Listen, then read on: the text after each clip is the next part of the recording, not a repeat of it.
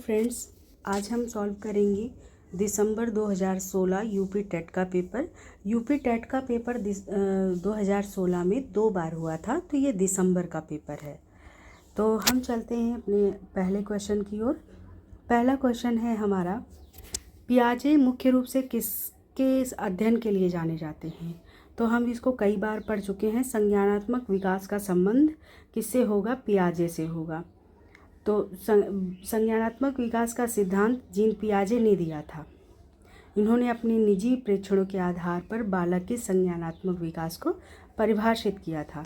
तो ये हो गया पहला क्वेश्चन। दूसरा क्वेश्चन देखते हैं हम। हमारा दूसरा क्वेश्चन है, जब मानव शरीर के एक भाग को दिए गए प्रशिक्षण का अंतरण दूसरे भाग में हो जाता है, तो इसे क्या कहेंगे? जब मानव शरीर के एक भाग को दिए गए प्रशिक्षण का अंतरण दूसरे भाग में हो जाए, तो ये मानव के शरीर का 2 भाग होता है, दायां और बायां। जब मानव शरीर के एक भाग को दिए गए प्रशिक्षण, एक को ट्रेनिंग दी गई है, उससे दूसरा भी सीख जाए, तो इसे द्विपार्श्विक अंतरण कहेंगे।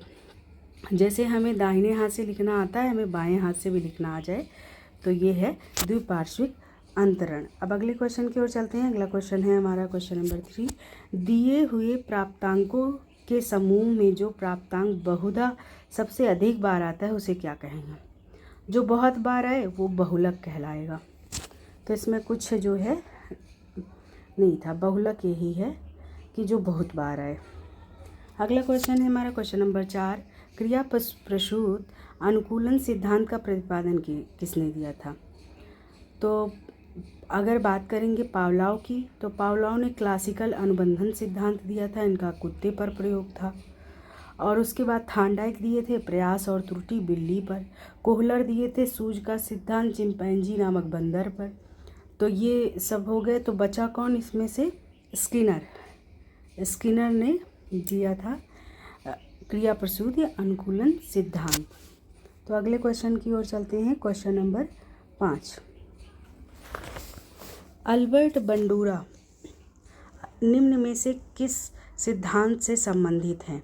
क्या सामाजिक अधिगम या व्यवहारात्मक सिद्धांत या विकास का संज्ञानात्मक सिद्धांत या विकास का मनोसामाजिक? सामाजिक अधिगम का सिद्धांत बंडूरा द्वारा दिया गया था। इस सिद्धांत के अनुसार जो बच्चा जो कुछ भी सीखता है वह दूसरों को देखकर सीखता है, सुनकर और कर सीखता है। तो ये क्या होगा? सामाजिक अधिगम का सिद्धांत। सामाजिक अधिगम का सिद्धांत दिया था अल्बर्ट बंडूरा ने। अगला क्वेश्चन है, मानसिक आयु का प्रत्यय दिया था। मानसिक आयु का प्रत्यय कौन दिया था? बिन साइमन ने, स्टर ने, टर्मन ने और किसने दिया था? ये सिरिल बर्ट ने। बिने साइमन ने दिया था। बुद्धि लब्धि का सूत्र क्या होता है? बुद्धि लब्धि बराबर मानसिक आयु बटे तार्किक आयु गुणे 100। तो ये हो गया बिने साइमन। बिन साइमन नहीं है, बिने साइमन है। अगला क्वेश्चन है क्वेश्चन नंबर 7। निम्नलिखित में से कौन सा सीखने का नियम नहीं है? सीखने के 3 ही नियम हैं। सीखने के 3 नियम किसने दिया था? थार्नडाइक ने दिया था। तत्परता का नियम, अभ्यास का नियम और प्रभाव का नियम। तो इसमें तनाव का नियम नहीं होगा। तो ये 7 का बी ऑप्शन गलत है। क्वेश्चन नंबर 8 की ओर चलते हैं। क्वेश्चन नंबर 8 है हमारा, का संबंध प्रतिक्रिया सिद्धांत प्रयोग किया था। पावलोव ने किस पे किया था? कुत्ते पे किया था।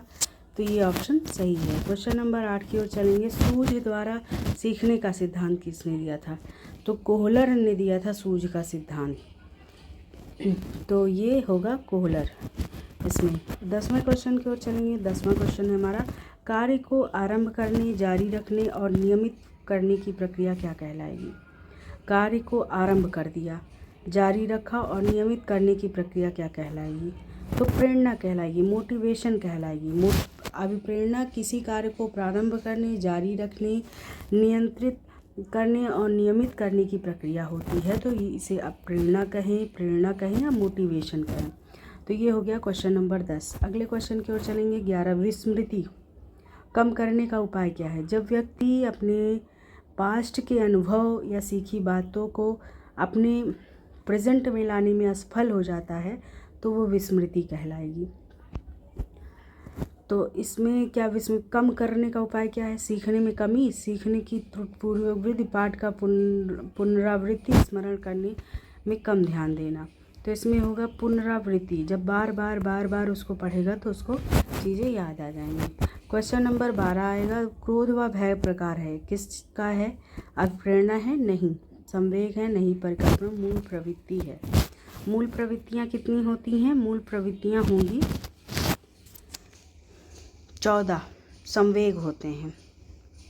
इसमें भय प्रकार है किसका? अच्छा, मूल प्रवृत्ति तो नहीं, ये आंसर गलत है। मूल प्रवृत्ति अभिप्रेरणा, संवेग और परिकल्पना में संवेग है ये। मूल प्रवृत्ति तो हंसना, रोना, ये सब है, मुस्कुराना, ये सब मूल प्रवृत्ति है। संवेग है, संवेग में जो है ये क्रोध और भय, ये सब चीज़ें आएंगी। सॉरी, ये गलती से हो गया। अब अगले क्वेश्चन की ओर चलते हैं। क्वेश्चन नंबर 13, दूसरे व्यक्ति के बाह्य व्यवहार की नकल क्या है? बाह्य व्यवहार की नकल क्या है? किसी व्यक्ति को, कोई व्यक्ति कुछ काम कर रहा है तो उसकी नकल करना क्या है? सीखना है? नहीं। कल्पना है? नहीं। चिंतन? नहीं। अनुकरण है। दूसरे व्यक्ति के बाह्य व्यवहारों की नकल करना ही अनुकरण कहलाएगा। तो ये होगा 13 का बी ऑप्शन सही होगा। क्वेश्चन नंबर 14 की ओर चलते हैं। सीखी हुई बात को स्मरण रखने या पुनः स्मरण करने की सफलता को क्या कहेंगे? अभी हमने इसके बारे में पहले भी चर्चा करी कि विस्मृति या विस्मरण भूलने से संबंधित होगा। जब सीखा हुआ ज्ञान धारणीय ना हो, धारण किए गए बात को पुनः चेतन पर न लाया जा सके तो वो विस्मृति कहलाएगी। जब कोई चीज़ नहीं करने पर, याद करने पर असफल हो, विस्मृति हो गई। अब क्वेश्चन नंबर 16 की ओर चलेंगे। टर्मन के अनुसार 90 से 100 बुद्धिलब्धि का बालक क्या होगा? तो 90 से 100 या 90 से 110 क्या होगा? सामान्य होगा। अगले क्वेश्चन की ओर चलेंगे।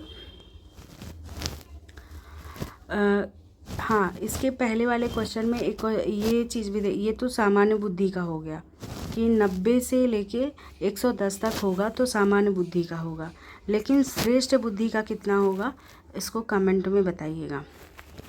तो अब अगले क्वेश्चन की ओर चलते हैं। क्वेश्चन नंबर 17, हॉल का सिद्धांत निम्न में किसकी व्याख्या करता है? हॉल का सिद्धांत किसकी व्याख्या करेगा? क्या बुद्धि की प्रकृति की, या अधिगम में अप्रेरण की भूमिका, या मूल्यों का विकास, या किशोरावस्था का विकास? स्टेनले हॉल थे, उन्होंने क्या 1904 में अपनी पुस्तक लिखी थी। स्टेनले हॉल की पुस्तक कौन सी थी? एडोलसेंस। एडोलसेंस किशोरावस्था से संबंधित थी। तो उसमें उन्होंने क्या बताया था? उसमें बताया था कि किशोर में जो शारीरिक, मानसिक, संवेगात्मक परिवर्तन होते हैं वो अचानक से होते हैं। तो जो स्टेनले हॉल थे, इनकी पुस्तक एडोलसेंस थी। ये किशोरों का मनोविज्ञान इसको का सिद्धांत कहा जाएगा। 18 नंबर क्वेश्चन है, मानव व्यक्तित्व के मनोलैंगिक विकास को निम्न में किसने महत्व दिया था? मानव व्यक्तित्व के मनोलैंगिक विकास को, तो मनोलैंगिक विकास को किसने जो है वो किया था? क्या डब्ल्यू वुंट ने किया था? सिगमंड फ्रायड ने किया था?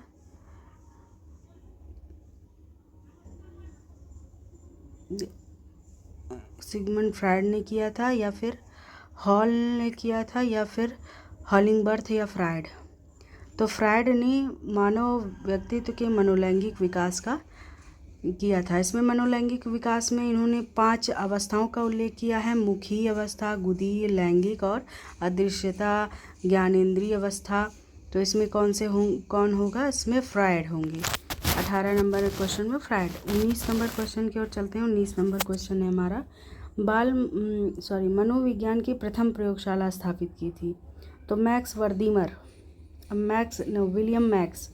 विलियम मैक्स ने मनोविज्ञान की पहली प्रयोगशाला, ये तो प्रथम प्रयोगशाला की विलियम मैक्स जो थे वो आधुनिक मनोविज्ञान के जनक थे। ये आधुनिक नहीं पूछ रहा है, ये प्रथम प्रयोगशाला पूछ रहा है, तो इसका डब्ल्यू वुंट होंगे।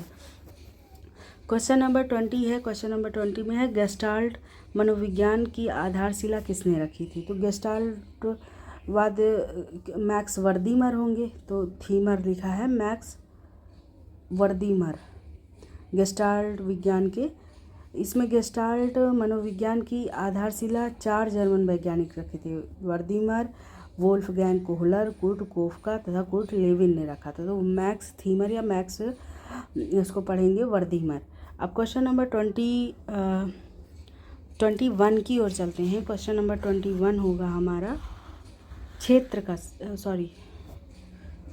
21, हाँ, संघनन सिद्धांत निम्न में से किससे संबंधित है? संघनन सिद्धांत संबंधित है क्या अधिगम से, प्रेरणा से, स्मृति से या सृजनात्मक से? तो संघनन का सिद्धांत जो है वो स्मृति से संबंधित होगा। तो यहाँ पे इसका जो है सी ऑप्शन सही हो गया कि इसका। अब चलते हैं क्वेश्चन नंबर 22। क्षेत्र सिद्धांत में से किस वर्ग का, क्या व्यवहारवादियों का है या फिर संरचनावादियों या मनोविश्लेषणात्मक का है या फिर गेस्टाल्टवादियों का है?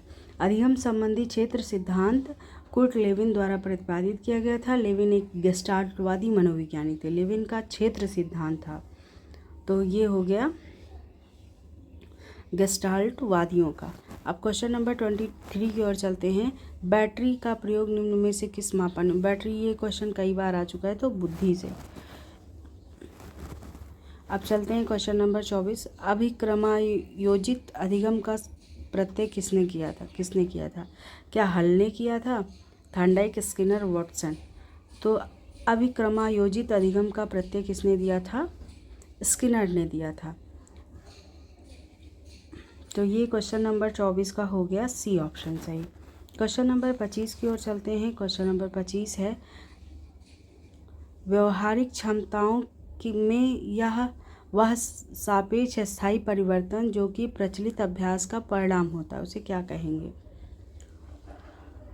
क्या उसे अधिगम, अभिप्रेरणा, अवृत्ति, अभिक्षमता क्या कहेंगे? सीखना या अधिगम एक ऐसी प्रक्रिया है जिसके द्वारा अनुभूति या अभ्यास के फलस्वरूप व्यवहार में अपेक्षाकृत अस्थायी परिवर्तन होता है।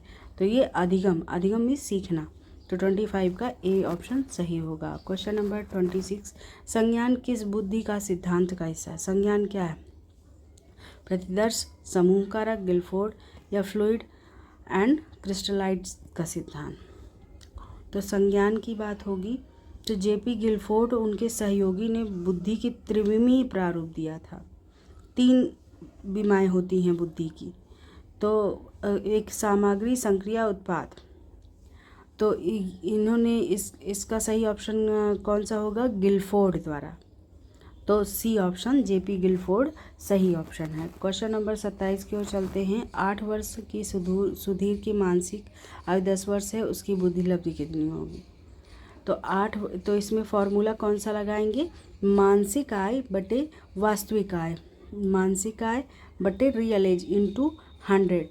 तो अब उसकी जो है मानसिक आयु कितनी है? 10 वर्ष है। तो 10 बटे 8 गुणे 100, तो कितना आएगा? 125। तो ये ऑप्शन सही हो जाएगा 27 का।